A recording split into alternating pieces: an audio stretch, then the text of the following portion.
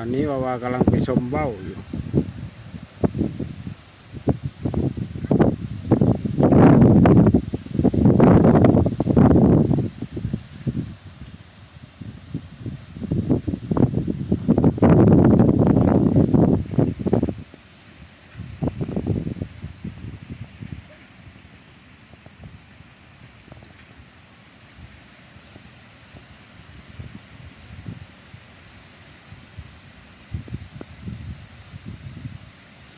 นั่นขึ้นอาจจะมาติดวอกขามเลยว่า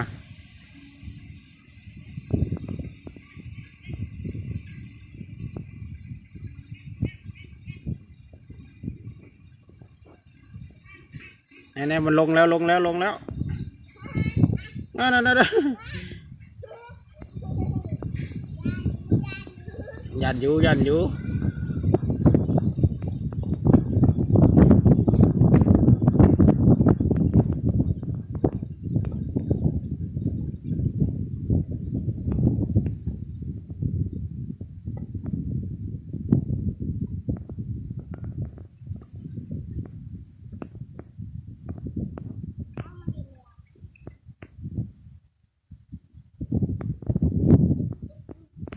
แก้มันได้มันไปเลย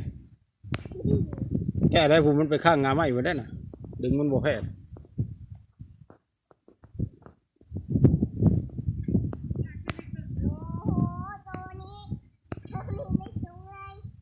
ตัวนี้ไม่สูง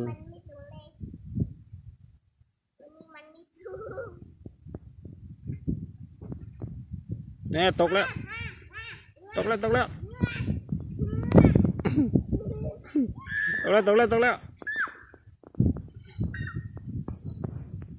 มันบ่ยอมตกดอก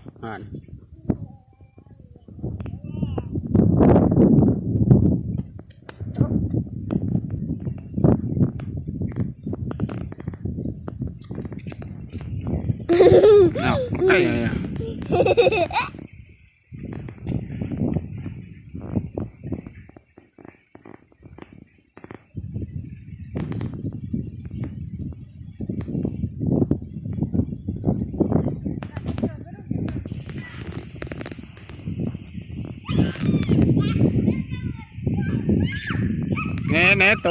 แน่ตกแล้ว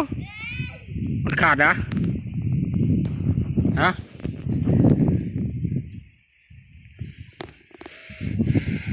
ว้าวกำลังขึ้นเลย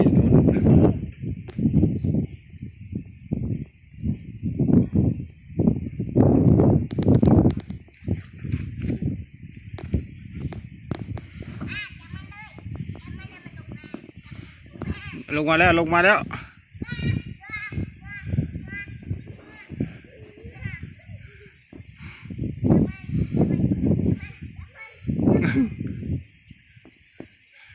นั่นมันจะลงแล้ววะ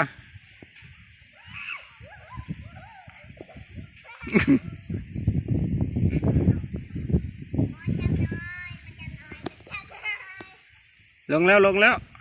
อันนี้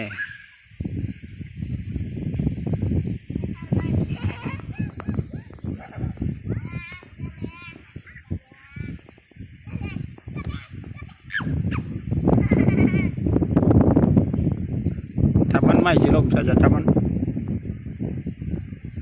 ปล่อยมัน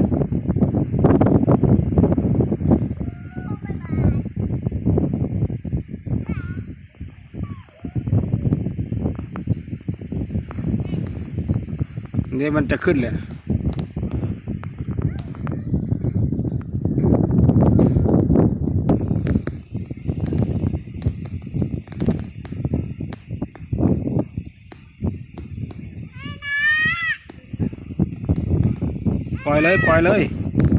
ปล่อยมันเลย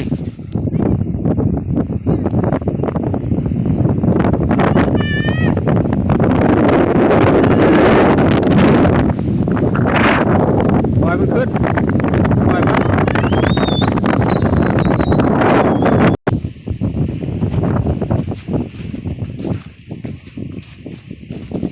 ปล่อยมันขึ้นได้ไหม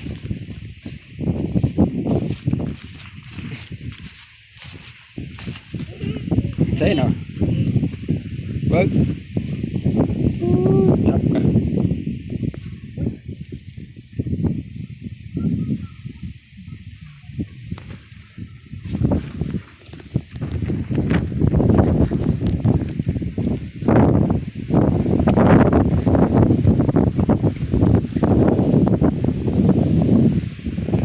เป็นแล้วปล่อยมัน